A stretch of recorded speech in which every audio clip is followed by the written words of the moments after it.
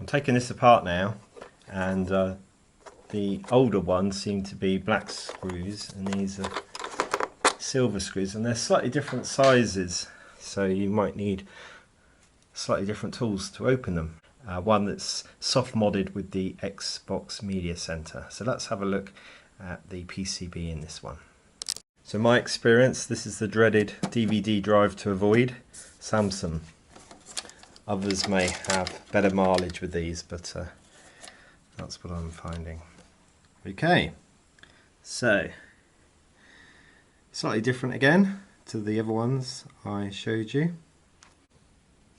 So perhaps someone watching this video can confirm if this is something that needs swapping out. The other thing as well is it's got a different capacitor here that seems to be bulging on this board, and you can see it's actually already started to leak on the top there. This one is slightly bulging as well. So these are all the sort of jobs that you're gonna have to do if you're a Xbox original console owner and you want to keep the damn things going.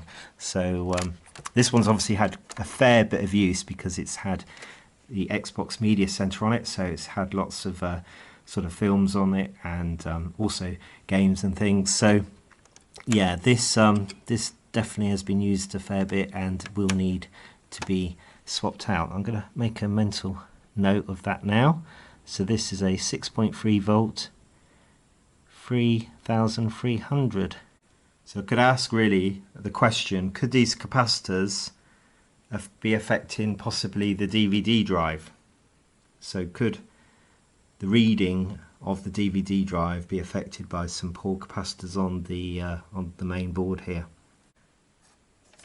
So I've just taken apart the Xbox that I bought brand new and the one I've got the box for. So it's very clean, as you can see. It's had very minimal use. It has been used obviously for probably 1 or 2 years before I had the other Xbox, which I did the soft mod on. And yeah, all capacitors look reasonable. Unfortunately, it's the drive that died, and it's got a date here of 2004, and it's a shame that that's happened. So I would advise to avoid Samsung drives if you know that they've been standing for some time, because I have no experience of ones that are in regular use and whether they keep working. So my experience is that the other drives seem to store better for longer, and the Samsung is not the one to get, unfortunately.